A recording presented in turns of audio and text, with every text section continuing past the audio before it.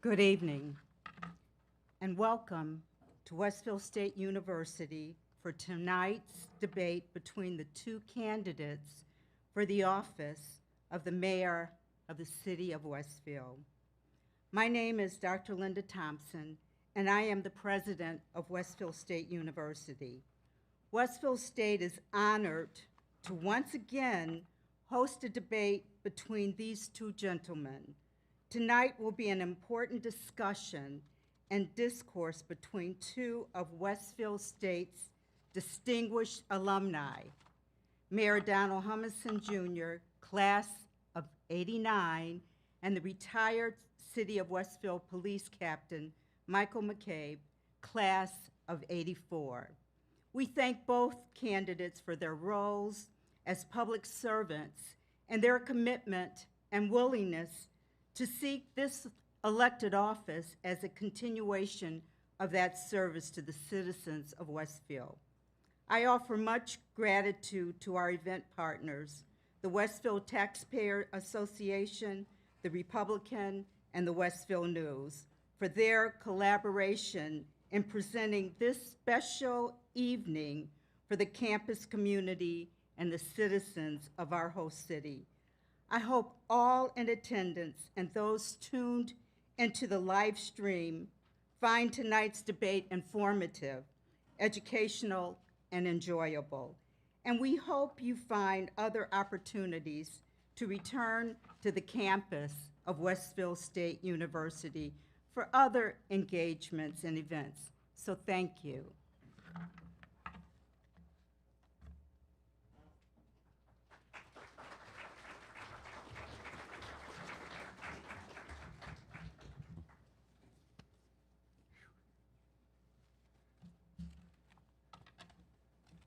Good evening, and thank you, President Thompson. Welcome to this debate between the two candidates for the office of mayor for the city of Westfield. My name's Ray Herschel. It's a pleasure to be here again with you this evening to serve as your moderator. We did this 2 years ago with the same candidates. As President Thompson mentioned, tonight's event at Westfield State University is sponsored by the Westfield Taxpayers Association, the Republican, and the Westfield News. Welcome to those of you joining us at Scanlon Banquet Hall at Westfield State University, and those who are tuned in online and viewing tonight's event on the Westfield Community Programming Channel 15. Joining me to ask this evening's questions are editor of the Westfield News, Michael Ballway, president of the Westfield Taxpayers Association, Lisa Oxen, and student Meg Ahern. She'll be joining us in just a few minutes in the program to pose a question to the mayoral candidates. Tonight's timekeepers are the Republicans' editorial page editor and Westfield State alumnus Robert Genest and former Westfield State board member Don Thomas. Tonight's hour-long debate format will include at least 12 predetermined questions posed to the candidates. The candidate to whom the question is directed will have 1 minute and 30 seconds to answer. Then the opposing candidate will have 1 minute and 30 seconds to provide his answer to that very same question. It's important to note that each candidate has 3 opportunities to offer 30 seconds worth of rebuttal or expanded comments after both candidates have given their initial 1 minute and 30-second answer. Each time a candidate chooses to offer a rebuttal or expanded comments, he will visibly issue one of 3 yellow cards that have been provided to him.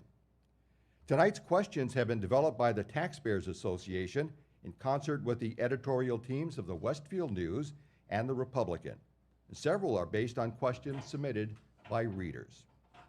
Tonight, members of the audience are asked to refrain from applauding or other disruptive behavior that could impact this live event.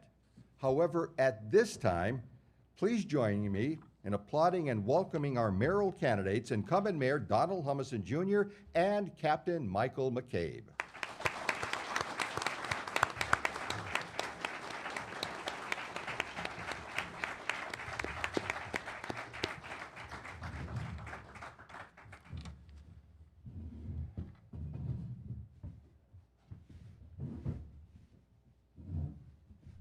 Everybody seated? We got our seat belts on? Let us begin. A coin toss was performed yesterday, and Mayor Humison will go first with his opening statement. Mayor Humison, you have 2 minutes. Oh, very good. Good evening, everybody. As Ray said, my name is Don Humison. I'm the mayor of the city of Westfield, and I'm delighted to be here tonight. Thank you all for joining us here at Westfield State University, and thank President Thompson for her comments earlier at the start of the program. Ray, thank you for moderating. Thank you, all of you, for participating and asking questions or in timekeeping for us. And especially, thank all of you for being here. I know you had quite a few options for other things to do tonight. By the way, the Sox are down 4-0. So, very sad. You know, I'm a lifelong Westfield resident. I've lived here my entire life. I was born at Noble Hospital, went to Westfield Public Schools, and grew up here in the community. I even graduated from Westfield State University back when it was still a college in 1989. I met my wife Janice while we were here, and Jan's right here in the second row. Tomorrow is our 15th wedding anniversary, so happy anniversary, honey. You got to applaud for that, people. You just have to. I'm going to be at a city council meeting tomorrow night for our anniversary, so you got to applaud. You know, when I decided to run for mayor 2 years ago, I had been serving the city of Westfield as the state senator, and I'd been in the legislature, either in the House or the Senate, for about 16, 17 years, learning the ropes in government in another capacity. When I had the opportunity to run for this position, it's taken quite a long time to learn the ropes of this position. Obviously, it wasn't the easiest time for the city of Westfield, as you know. Almost immediately after I was sworn in January, our city, state, and country was hit with the COVID pandemic, and that changed things a great deal. But I'm excited because despite the pandemic, there's still a lot that we were able to accomplish, and I'm hopeful that we'll be able to talk about that tonight. I ask for your vote, and I hope at the end of this debate, you'll realize I'm the right person for the job. Thank you very much. Thank you, Mayor Humison. Captain McCabe, you have 2 minutes now for your opening statement. Welcome, everybody, and thank you for coming. My name is Michael McCabe, and I'm running for mayor of the city of Westfield. I came to Westfield in 1975 under difficult circumstances, and I'm confident if it wasn't for the empathy that this community has shown me, that I wouldn't be where I'm sitting today. I went to Westfield Public Schools. I graduated from Westfield State University with both a bachelor's and a master's degree, and I'm currently in my 21st year as an adjunct faculty member teaching in the criminal justice program. I have served on numerous boards and commissions. Recently, I retired from the Westfield Police Department after nearly 40 years as a public servant. When I left, I was the senior captain in charge of all day-to-day operations, budgeting, personnel, internal affairs, and public information. I have more than 20 years of executive experience. My last role included being the chairman of the Westfield Traffic Commission, which gave me a bird's eye view of the infrastructure problems that we face. Upon retirement, I went to work for the private sector at Columbia Manufacturing, where I'm a leadership consultant. I am keenly aware of the challenges that face our current business job market. Between January and July of this year, I walked every single street in the city of Westfield, and there are 719 of them. And I can confidently say there is no one that knows the city better. I'm not exaggerating when I say that I've spoken with thousands of residents and listened to each one of their views to help make the city better. My wife, Jennifer Gustafson McCabe, and I have been married for 31 years. We have a daughter, Katie, who is here with us today, as is Jen in the second row.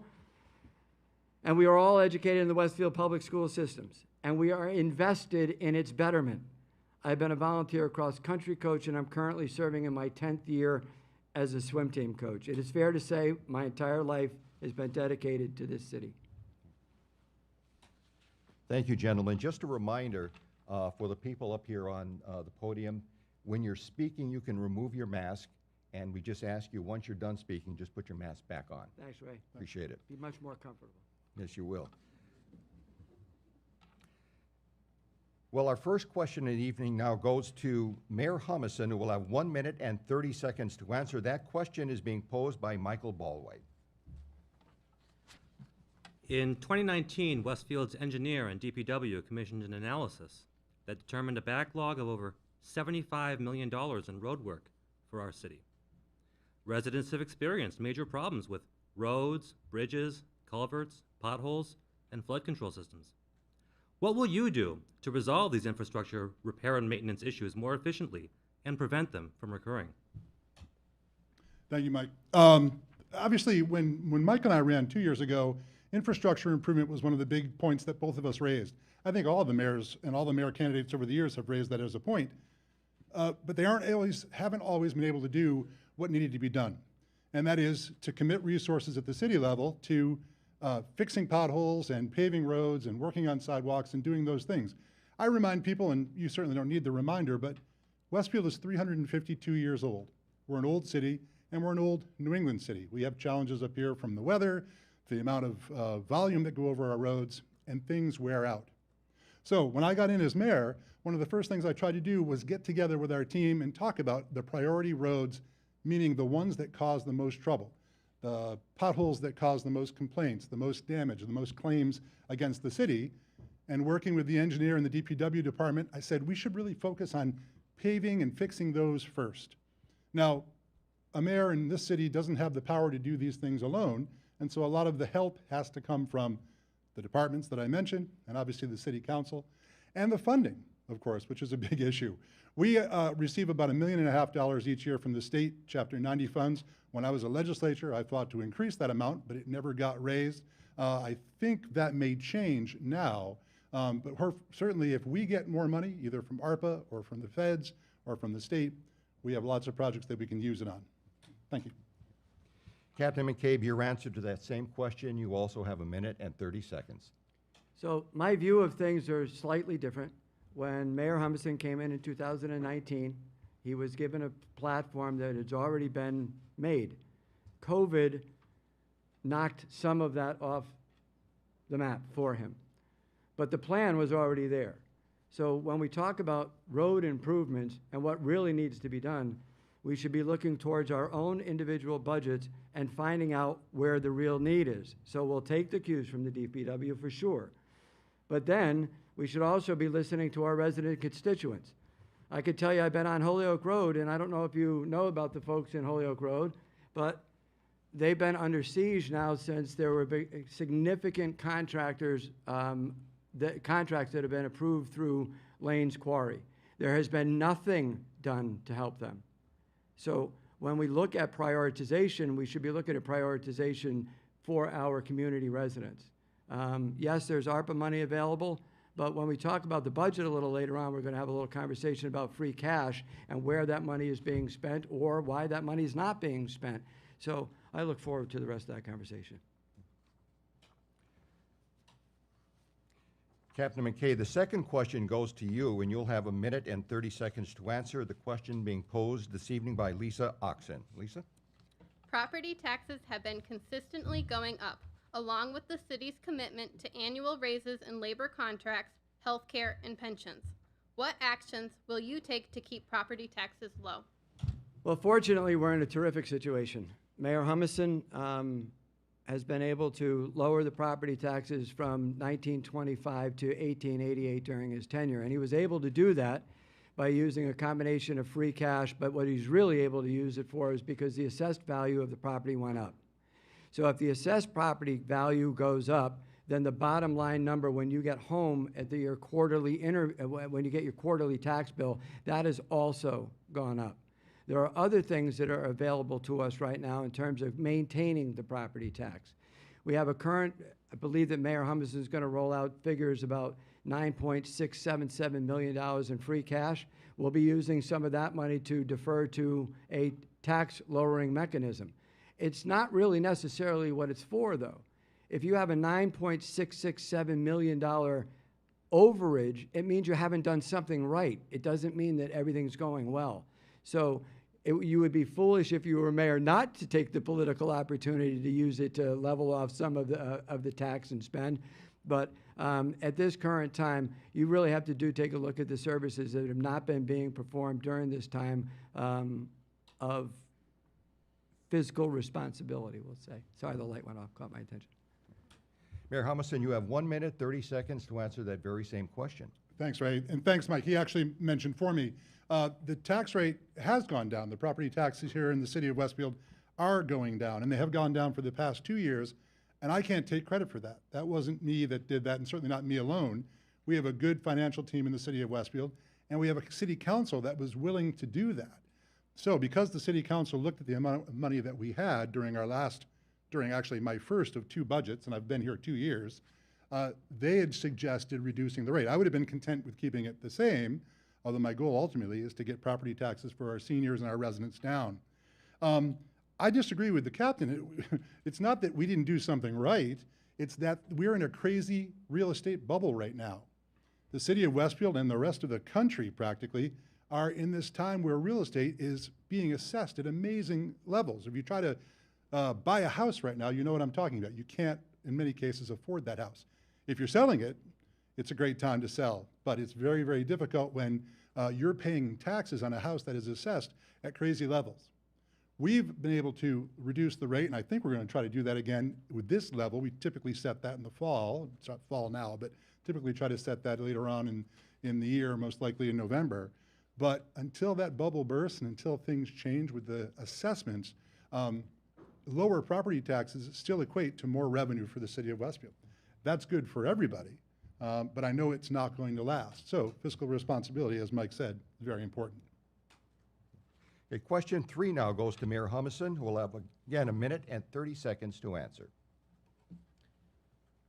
The city of Westfield has bonded $31 million so far to address the PFAS water contamination problem. Do you feel the PFAS problem has been solved? If elected, will you explore an alternative drinking water source for Northside residents? PFAS was a big issue for us 2 years ago and continues to be an issue for the city of Westfield and other old industrial cities across the state, including, well, I'm not going to mention the other cities. You just know that in an old state like ours and in other places, PFAS is going to be a problem. So the city council and the mayors at the time made the decision to come up with a GAC filtration system for our water. They followed through with that. When I became mayor, I followed through with that as well. I supported the council when we did the bond. And I just today checked with our water quality engineer to check and see how things were going. And I'm informed that we're doing well, that the work is progressing as it should, that one of the parts of the project is going out for bid probably in the next few weeks. And that I want residents to remember that it's not just the city of Westfield that assesses our water quality, but also the State Department of Environmental Protection and the federal government as well. So it's sort of a triple check process. And yeah, I think for the time being, I'm content to let that stand. I'm not particularly comfortable with pursuing other forms of or other options for water because we have a system that seems to be working. I believe Mike had mentioned a couple of years ago not being comfortable with relying on other communities to provide Westfield's water. I agree with him on that, so I think for the time being, we'll stay with a system that seems to be working for us. Thank you. Captain McCabe, you have 1 minute and 30 seconds to that very same question. So once again, Mayor Humison and I have found common ground. Wells 1 and 2 are currently offline as they prepare to come online with the dry bridge plant, which hasn't been completed during construction. They are the redundant systems for 7 and 8, which are the 2 primary wells that were causing so much problems for the folks up on the north side. When you get down to parts per trillion and you're talking about GAC filtration systems, it's a pretty interesting thing. I agree with Mayor Humison that I think what we're doing with the water right now is responsible. We're going to continue to keep following up on the federal agencies to make sure that we are doing the right thing. Mayor Humison talked about wells 3 and 4 on Shaker Road. They did have a little blip in the system, but that was due to a filter that was problematic, and that's what's out to bid to change the filter. And additionally, there's a little problem with an actual structure up at Proven Mountains water tank storage area. But fortunately for that, it's not really a hazard for the local residents. When I was up in Knollwood, I had a couple of people asking me last week about the water, and I said, I have to be honest with you. If I lived here in Knollwood, where the geology is what it is, I'd drink the water. I wouldn't have any problem with it, and I don't have any problem with drinking it at home.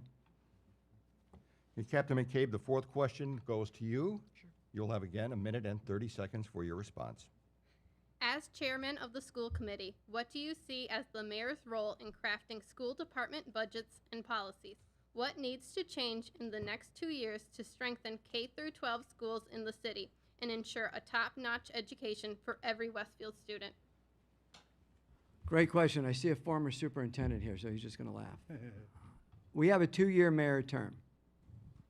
And when you have a 2-year mayor term and a 3 or 4 year chairman of the school committee, superintendent of schools, sorry about that, you have a tendency to be able to be outlasted, if you will, by somebody who doesn't really share your same vision, but you need to offer one. You need to say to people, the budget needs to follow the vision, not the vision follow the budget. Now, I see eye to eye with Stefan on a lot of things. One of the things that is curious to me, I'll say, is I think that we can do better in our marketing of our students when they go towards college. There is a very clear divide, and it's actual. There's a very clear divide between Westfield students and other area students around. They are not competitive. That, to me, is a problem. And I would ask Stefan Saporowski specifically and the school committee specifically to set up a metrics to try to solve that problem. I do understand that we have social and emotional ills in our schools. I understand it completely. But if the metrics and the standard for getting into schools is what it is now, then we need to meet those standards. Mayor Humison, 1:30 for the very same question. Can you repeat the question, Ray, just so I get all of it? I certainly can. As chairman of the school committee, what do you see as the mayor's role in crafting school department budgets and policies? What needs to change in the next 2 years to strengthen K-12 schools in the city and ensure a top-notch education for every Westfield student? Sure, we'll cover that in a minute and a half. First of all, I support the actions of our superintendent and our school committee. It has been one of the biggest parts of the job that I had to learn as mayor coming in. It is a huge part of the city and a huge responsibility. I spend a great bulk of my Monday nights at school committee meetings, and I only have a small share of that work to shoulder. The other members of the committee participate in committee work and a lot of behind-the-scenes stuff. That being said, I meet with the superintendent quite frequently about our priorities for funding, our priorities for education, and priorities for taking care of the educators and staff that serve those children in our school department and our school system. We've done a lot of things right. In fact, right now we're spending a lot of attention and time on building a new elementary school. And that new elementary school will replace Franklin Avenue School and Abner Gibbs School and allow those children to move into a brand new school in the Franklin Avenue neighborhood. That's a big part of what we're doing, and that's going to be very helpful for our elementary school kids. We are really supportive of vocational technical education in Westfield, and that's so important because right now, especially if you, oh jeepers, that minute and a half goes quick. If you look around, there is a great need for tradespeople, and our schools are meeting that need, and yet there are still more jobs necessary to fill. Over the next couple of years, we're going to focus on everything from, from funding the schools to supporting our educators. Thank you for the time. I wish I had more. Asking our fifth question now is Westfield State student Meg Ahern, a junior communications major from Foxborough, Massachusetts. Meg is the co-editor-in-chief of Westfield State student online newspaper, The Voice. And question 5 now goes to Mayor Humison. 1:30 again to answer, please. How will you work with the new president of Westfield State University and neighborhood advisory councils to enhance the relationship between the university and our businesses, local government, and residents? What challenges and opportunities do you see to further developing these relationships in mutually beneficial ways? Thank you for your question. I got my start in government when I was a student here at Westfield State. I was a member of my class. I was the class vice president. I was a member of the student council, which was the SGA, the Student Government Association. I really learned about governing from my time in the different organizations and clubs and SGA here on campus. So that was a great start. I congratulate President Thompson and welcome her to this job. It is important, especially for a university that has such a tremendous tradition and reputation as Westfield State. Our university has been around a great long time. My graduating class in 1989 was the 150th year of the university, and we were very proud of that education. We also live in the neighborhood. So Janice and I and our family, my son Quinn, our son Quinn, I know during the campaign you've been doing all the work, but it's our side. We live right up the street. So Westfield State is a huge part of the community, obviously a huge part of our family life. It's also a big part of the city of Westfield, as Westfield State University is one of the largest, I think it goes back and forth between Westfield, Noble Hospital, and the Air Base as one of the 3 top employers in the city of Westfield. So this place has to be supported, not just for the educational mission, obviously, but also for what it means to the people here in the community and to our employment structure. So I look forward to continuing my role both as an alum and as the mayor of the city. Thank you. Okay. Captain McCade, your answer, please, a minute 30 seconds to the same question. So I wrote down a bunch of bullet points, but I think I'm going to skip them for now. I too got my start in government right here in this room, actually, right below us. I was the vice president of the Student Senate here, and I just kind of fell in love with serving people. So that's really that was 1983. But I also started an internship program, and I was the intern at the Westfield Police Department in 1985. And what I learned from that that experience was that it was horrific. It was terrible. I got to sort files and move records around. But it left a lasting impression that I've actually shared with some of the folks in this room. Our job as responsible people in government and in the greater Westfield community is to provide meaningful internships to our kids that are going through our programs. I can tell you I have put 50 interns through the Westfield Police Department and beyond because of that commitment. And they didn't just file. They got into cruisers. They went out with detectives. Don't tell their mothers. Please don't do that. But they actually did the work of doing the jobs. In the job market downtown with local businesses, we're doing a wonderful job in terms of owl bucks, but we need to market that we would like to have students in the employment field as well. And my time is about up. Captain McCabe, our next question, a popular one submitted by readers of the Republican and the Westfield News, goes to you. You have 1 minute and 30 seconds for your reply. Can't wait.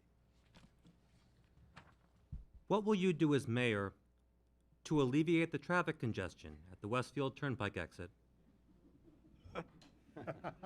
We have a minute and a half, right? Yeah, exactly. Okay.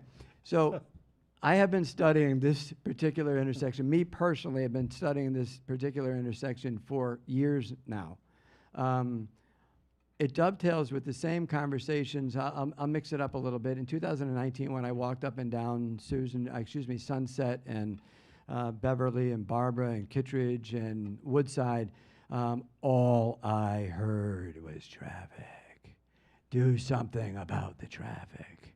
So I did come up with a plan, and that plan is kind of been halfway explored now by our Westfield Engineering Department and the Mass Department of Transportation, which is to create a slip lane on Westfield Turnpike Industrial Road.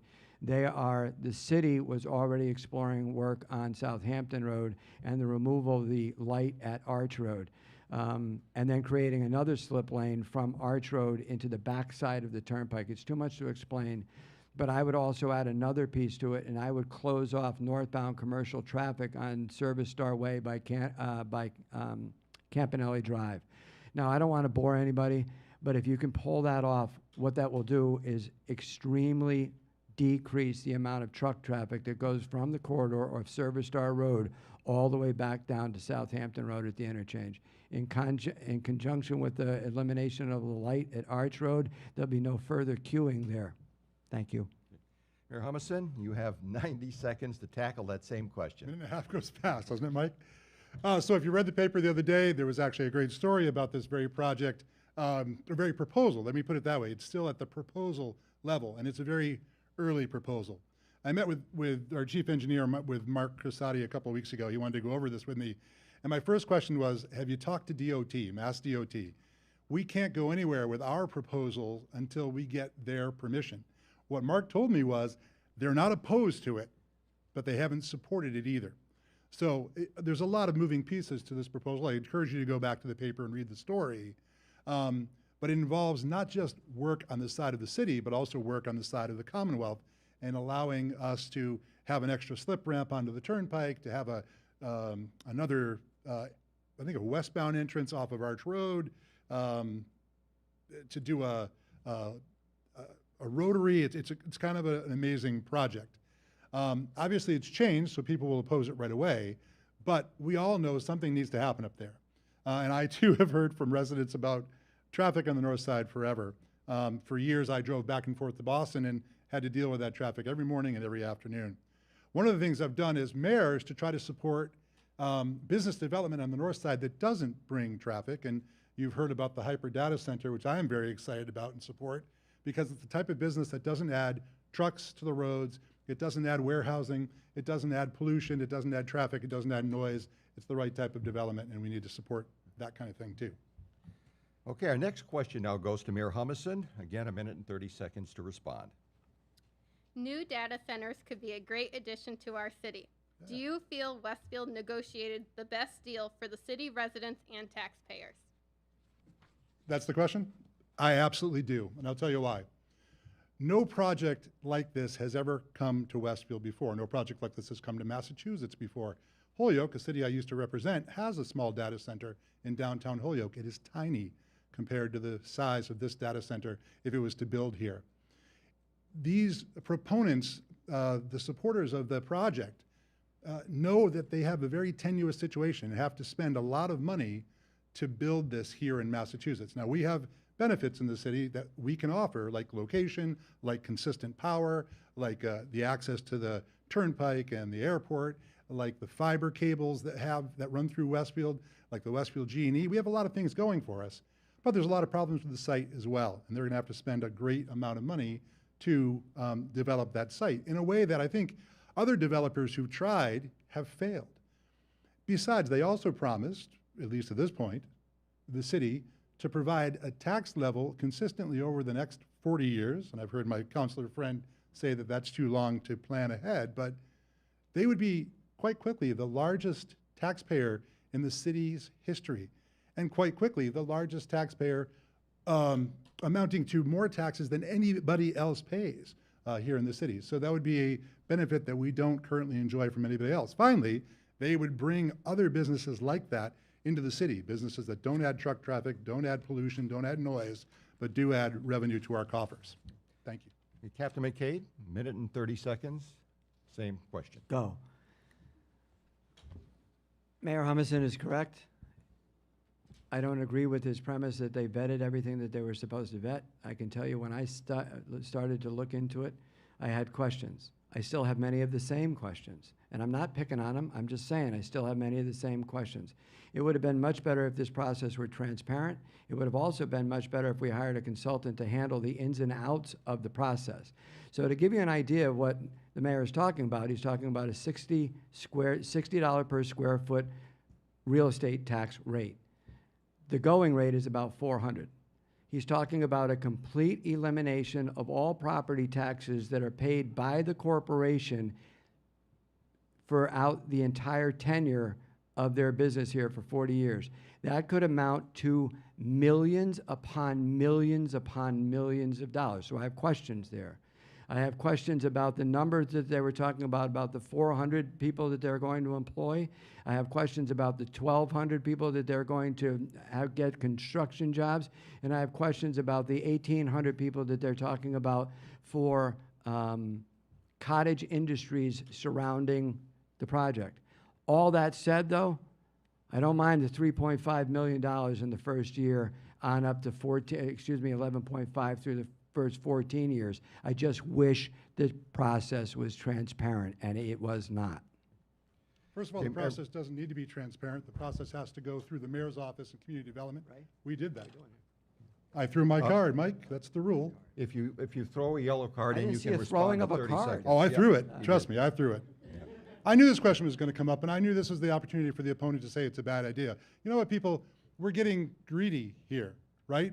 We see a project that's paid Loudoun, Virginia, or Washington, D.C., or other places that they've, 30 seconds is up already.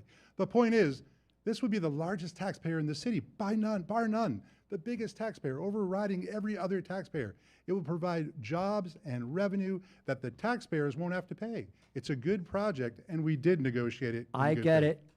Captain McCabe, I get it. I did not say it was a bad project. Nobody heard me say it was a bad project, did you? All I said was I would have rather had the questions answered in an upfront, transparent manner. That's all I said. And then I added, if I remember correctly, I love the $3.5 million in the first year, escalating up That to is $11 nice, million. yeah. And so let's be clear. I like the project. So we agree again. Okay, let us continue. Now, question 8 to Captain McCabe, a minute and 30 seconds to answer. What are your top priorities for the $17 million in ARPA funds Westfield will receive from the federal government? Do you believe the mayor has the sole authority to spend this money? What other stakeholders will you consult in making your spending decision or recommendation? Ready? There's a list: infrastructure and roads, water, sewer, and flood management, small business assistant, premium pay for workers who keep services open for health and safety purposes. Those are the 4 tenets of the ARPA budget. Currently, I would also hire a coordinator for this budget all the way through, using the ARPA money that is available to us. And the reason why I would do that is this $17.3 million represents more than the total 10% of our budget as it exists, and I personally know that our people that are working in City Hall are stretched pretty thin right now. We have vacant positions that haven't been filled that should be filled. Why they're not, can't tell you, but it would be an unbelievable task to mount onto somebody else. I would make it more transparent. When it first rolled out, we heard things like the money's already been spent, and that's a true statement. Well, the money hadn't been accepted by council until September the 2nd. I do believe, to answer the question, that the mayor has the authority to spend the money. It is one of those very, very, very odd ducks that allows the mayor the authority to steward the money through under normal weak mayor form of government. Normally, the city council would be the person to apportion any items that were spent during the budget. So my time is up. And Mayor Humison, a minute and 30 seconds. Your response to that same question, please. Thank you. Captain McCabe is right. This is one of those rare times when the mayor of Westfield, who doesn't normally have that authority, has been granted it by the federal government. This is something that they're writing, they're driving, and they gave the mayor the authority. I would never attempt to spend that money unilaterally. I wouldn't do it without the support of council, but I definitely wouldn't do it without the support of citizens and others. And that's why we opened up a process. It's actually still open. If you have an interest in looking at it, you can go to the City of Westfield's website, cityofwestfield.org, and you can actually put in your suggestions for what you'd like to see the ARPA money spent for. However, it is regulated money. It can't just be spent willy-nilly. It can't plug holes in the budget. It can't be spent on certain infrastructure projects. They have to all fit the strings that the federal government have attached. And so we put together a committee in City Hall made up of our procurement people, our engineering people, DPW folks, water and sewer folks, and others to look at projects, priorities here in the city that haven't been able to be funded before because the money hasn't been there. Quick story, our city engineer was getting ready to retire. He said, all my life, I've wanted the federal government to loosen up and spend some money on infrastructure, and now that I'm ready to retire, they're actually doing it. And I said to him, you can always stick around for a little while. Right now, Westfield has $8.5 million in an account earning interest for these projects. We're going to put together as a group our priorities and spend them in ways that will benefit all the residents of the city, and that's my promise. Next question now goes to Mayor. Hold up. Whoops.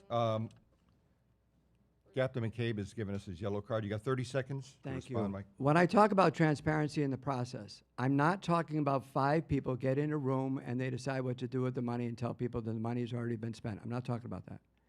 It was only after the city council voiced their opinion that the process should be opened up like it was opened up in Springfield and Holyoke did that process get opened up, and that is a fair statement. Mayor Humison? No, it's not a fair statement. You don't know what you're talking about. We had again, I would never try to spend taxpayer money, I don't care if it came from the federal government, if it came from the citizens of Westfield, I'd never try to spend that unilaterally or alone. I would look to the experts that we hire as a city and others, including our elected officials, to help spend this one-time project. So you're wrong, Mike. Next question now goes to Mayor Humison. Minute and 30 seconds, please. Westfield has consistently lagged below the state average in COVID-19 vaccination rates, 55% according to figures released earlier this month. Do you think this is a problem? And if so, what would you do as mayor to encourage vaccination? What additional steps, if any, need to be taken to fight the spread of the coronavirus? Thank you. So this was a question about COVID, and we certainly expected that would come up. Excuse me. The pandemic has wreaked havoc with everybody. Obviously our country, our state, certainly the city of Westfield. It sidetracked all of us in government from the state level on down. It certainly sidetracked my agenda here for the city of Westfield, which really was going to focus on things like infrastructure, tax relief, services for our seniors, those kind of things. And yes, I would encourage people to get vaccinated. I think the subtext of the question is, would I mandate people get the vaccine or would I mandate masks? And the answer to that is no. I very much rely on the support of the people who are the experts in our staff in Westfield. And so I go to Joe Rouse, our Director of Public Health, and our Public Health Board, and I work very closely with them and did all through the process. I also worked closely with Jimmy Wiggs, who was our Emergency Management Director at the time. And we were really in sort of a emergency response mode for quite a while as this hit our city. Your question had many parts, and I don't know all of them, but I'll just say this. We look for the day when COVID is no longer a concern. That day will come, I believe, after either everybody who's going to get it has gotten it and natural immunity exists, or herd immunity, or whatever they call it, or people take the choice and make the choice to get vaccinated. In the meantime, I encourage people to do the right thing for themselves and their families. Thank you. Captain McCabe, minute and a half for answer the same question. Don and I see this, mask off, right? Don and I see this pretty much the same as it goes to vaccinations. Where we do not see it the same at all is in our leadership style in order to roll out the vaccination process. I would have led this a little bit differently. I can tell you that I would have been on social media saying to people day after day after day, please get vaccinated. I will never ask you to mandate it, but please get vaccinated because you're protecting yourself and others, and that is my fervent belief. When we talk about the call to action, and we heard a lot about Boston and bringing in resources from Boston, I can't help but wonder how little hamlets around us had vaccination centers where you could go and get shots, but yet we didn't have those things. To me, it was an unconscionable, it just didn't make sense to me. I couldn't equate it. I would have instituted an incident command system immediately, but in fairness to my counterpart, I had that knowledge going in. I wouldn't have had to learn it. I knew what an incident command system was, and I knew how to run it and operate it effectively. When I tell you that it's not hard to put out a message on Facebook or social media or through the mayor's office itself, it really isn't hard. It was just absent. And for me, I think if it wasn't absent, our rates would be much higher. Captain McCabe, question 10 now goes to you. A minute and a half for your answer, please. Do you think the city is doing an adequate job enforcing building, zoning, and environmental codes, and special permit conditions? What would you change as mayor to ensure that developers and property owners follow the rules and pay their fines if they don't? So this also is kind of an easier question for me, given my background. I believe that code enforcement lies in two places. I believe it lies in the health department and in the building department. Code enforcement is a civil process. It is not a criminal process. It does not lie with the police department. It lies with the other two departments. But let's talk about the building department for a second. I have walked thousands and thousands and thousands of hours. And the number 2 complaint that I hear, actually it's probably number 3, that I hear after the roads is the building department isn't responsive enough to our commercial and residential needs. And quite frankly, the reason why it's not responsible for our commercial and residential needs is because it's a party of one. We have 47.6 square miles of city to cover, and we ask really one person to do it with a part-time-ish, we'll say, assistant. In order to do code enforcement, you must hire somebody to work within the building department and also within the health department. So it would be two positions, and I know you're ringing up your taxes, but think about it for a second. It takes money to make money, and money well spent pays dividends in the end. To leave it the way we have it now is egregious. Mayor Humison, you've got a minute and 30 seconds for your response to that same question. Thank you.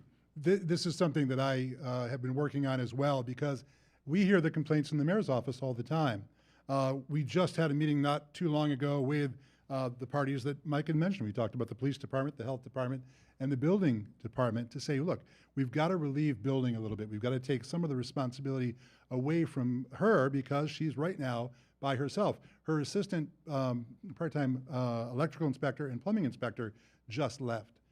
It is extremely difficult right now for the city of Westfield and other places to find employees along those lines. It's not just us, obviously. You try to find a plumber or an electrical inspector, it's not easy. That's why I talked earlier about encouraging the trade school to do their best to pump these people out, because it's hard for us to find these people. Without them, contractors and builders have to wait. Time is money. It's not just that. The other issue, let's get back to the code enforcement official. We get a lot of grass complaints, tall grass, trash on the lawn, unregistered vehicles, chickens and rooster complaints. Those do end up going to health or to building, and it's a waste of their time to be doing that. They should be focusing on other things. We are working on putting together a code enforcement official to take that off their plate, to handle that, and in so doing, receive the fees or the fines or the civil penalties to help pay for it. It's necessary and will improve the quality of life for residents here in the city. Okay, Mayor Humison, you get our next question. Again, a minute and 30 seconds for your response, please. A number of issues face the Westfield Flood Control Commission, from the lack of a dedicated staff employee or office, to unfilled seats on the commission, to the yet unfunded and expensive rehabilitation of 2 flood control dams, to the deteriorating Little River levee, which routinely fails U.S. Army Corps of Engineers safety inspections. As mayor, what do you plan to do to address these public safety issues? My question? Thank you. A large area that we had looked into when we found out about ARPA was whether we could spend any of that money on the dikes and levees and flood control dams. We have found out that that's not allowed. We are hopeful that Congress and the President will, or the President and Congress, and now we're waiting on Congress, to pass an infrastructure bill that will allow the states and the cities to have the money to spend on projects like flood control. It's important for us because we have an old city, as I said, 352 years old, and our downtown is largely situated in a floodplain. Now, thankfully, Knightville and Littleville are up the street, protecting us from above, upstream, but these dikes are in bad shape and have been, quite frankly, for a very long time. I've been mayor now for a little under 2 years. It's on the list of things to do, but there are a lot of things on that list. We need the revenue. We also need to focus on the work that needs to be done. We're hopeful, obviously, that we get the money from the feds with the strings not attached that will permit us to do work on those levees. We have spent some money in our budget to acquire property, acquire the houses and stuff that abut areas of those levees so that we can clear them as they're required to be cleared in order to maintain them. But a lot needs to be done. I concede that, and I think that we have the will on the council and the rest of the city to get that done. Captain McCabe, you have a minute and 30 seconds for your answer, please. I'm not so sure if it's just dumb luck or this is the piece that I actually researched, but one of the things that I looked at before I came here was the actual flood control budget. And we're talking about an administrative assistant that was cut out of the budget. It was just cut. And I say just cut because I have to remind you, we have $9.66 $7 million in free cash. And if we have $9.677 million in free cash, these are exactly what we're supposed to address with them. We're actually supposed to go back and take, first of all, the free cash number shouldn't be the free cash number that it is anyway. The free cash number should be monitored monthly through the auditor's office and through the mayor's office. So to watch it go from 4 to 5 to 6 to 7 to 8 to 9, you didn't really need to wait for the state to tell you that you had $9.6 million. You should have already known it and reapportioned the money. When he's talking about when the mayor is talking, excuse me, I didn't mean to be disrespectful. I didn't mean that at all. When the mayor is talking about the Little River project, the Little River Dam project, it is unacceptable by the federal standards. It's unacceptable. It's not even that you can have it. It's unacceptable. It's in critical disrepair. You could simply use the money that you have to fix it. You don't need to wait for the federal government. Thank you. Okay, Captain McCabe, our next question goes to you first. Again, 1 minute and 30 seconds, please. Businesses are struggling due to the pandemic and changing global economics. What can you do as mayor to help our local businesses? How will you help attract new businesses to Westfield without shortchanging the residents and existing businesses?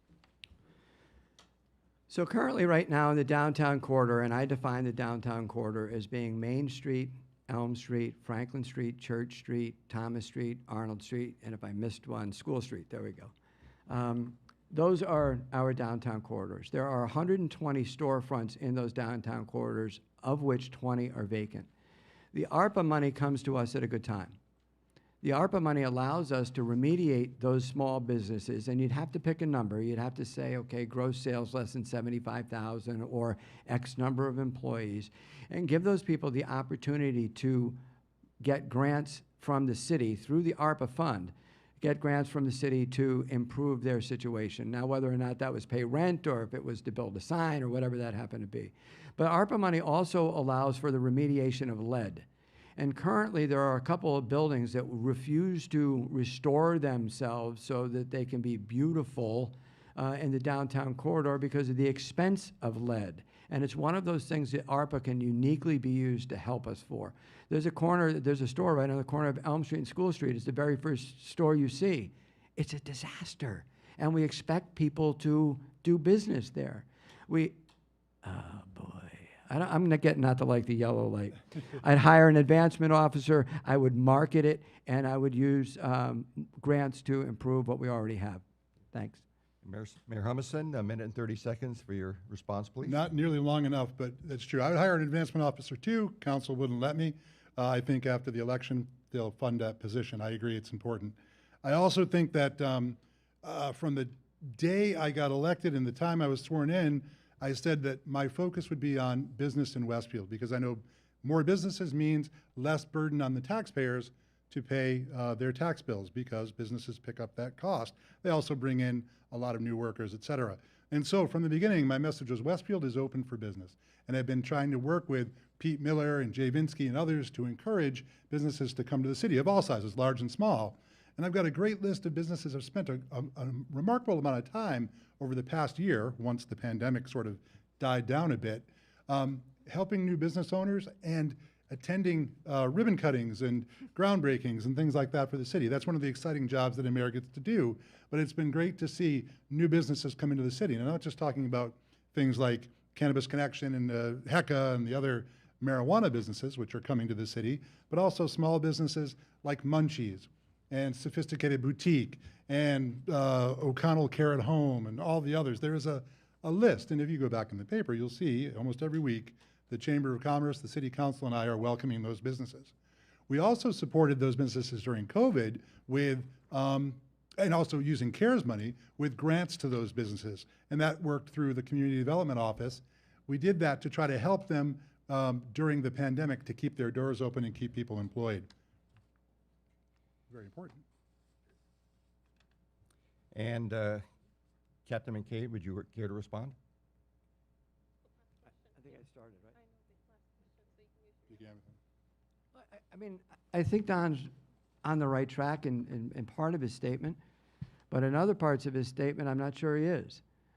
Business isn't business just for revenue. Business is for business so people can go buy things. It's so that we can have a vibrant downtown. One of the things that I would do, you're going to love this, I'll probably get shot by my green people, is I'd remove all the trees. And then I'd replace them with trees that actually are amenable to the downtown corridor, as opposed to what happened this time. When you drive downtown and you take a look out your car window, all you see is a tree. You don't see the business. If you replace the trees, you'll be better off. Mayor Humison, I think I gave You Captain did. McCabe an extra 30 seconds, so if you want 30 seconds, go No, ahead. that's fine, because it is a priority and it's important. Obviously, it's important to both of us. It should be important to you as well. It's definitely important to the small business owners. So let's get back to ARPA for a minute, because one of the things that we can do is use ARPA money to assist businesses, and we have a plan with, we're already working on it with Pete Miller, to create a grant program to assist businesses with, again, no strings attached type of work, to help them, both in the downtown sector of the city, but across the city, the north side, obviously, and throughout Westfield. It's vitally important that our business community is healthy, as Mike said, to support the workers, obviously, and pay taxes, but also to give people a place to shop. That's key. And that, ladies and gentlemen, concludes our questions and answer portions of our debate. Now, each of the candidates will provide closing comments. Mayor Humison, you are first. You have 2 minutes for your closing statement. Thank you very much, Ray, and thank you, Mike. Thank you, all of you. I mean, the quickest hour in your life. It goes by so fast. And if you heard us struggling, it was only because there's a lot of information to try to get out in a minute and a half. Clearly, if you have other questions or input, my door is open. I want to hear from you. I encourage you to get in touch with me either at City Hall, room 202, or to send an email to mayor.humison@cityofwestfield.org. Or to call me at 572-6201, or talk to me after tonight. I'm very interested in what people have to say and their suggestions on how to improve our city.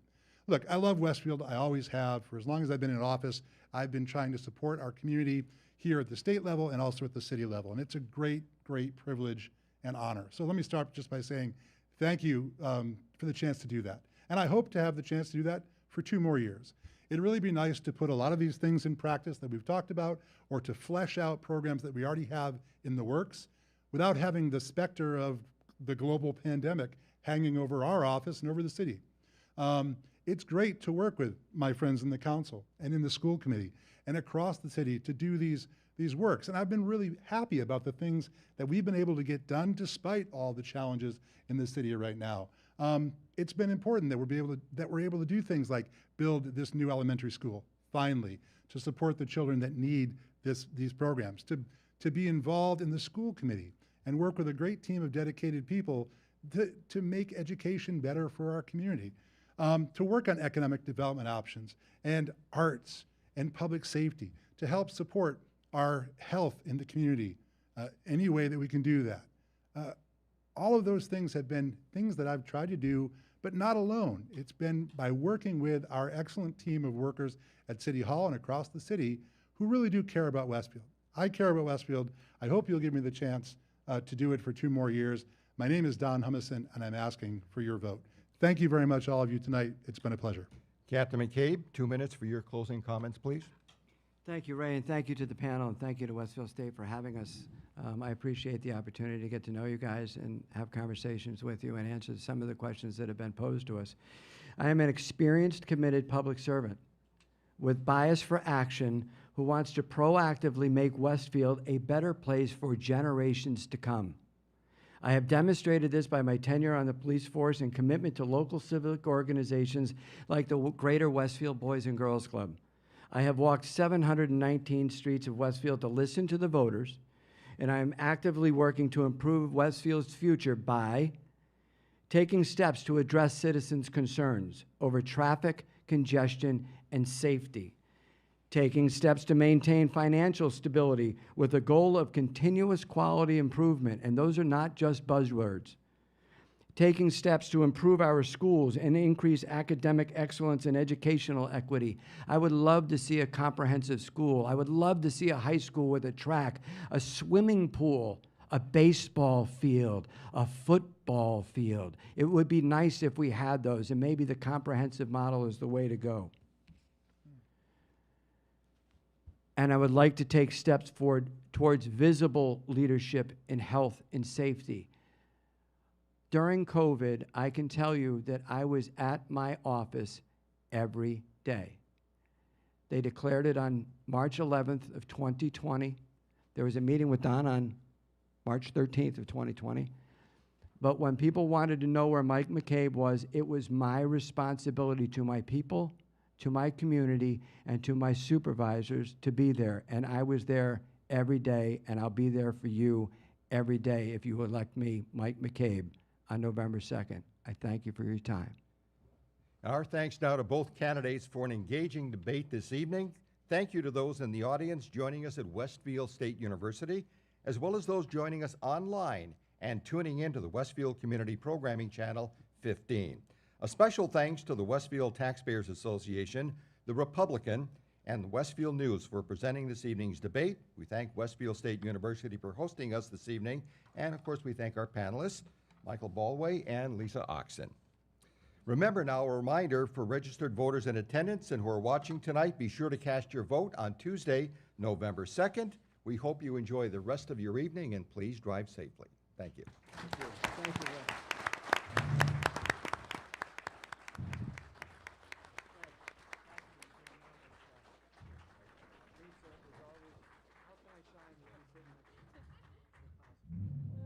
Michael, thank you very much.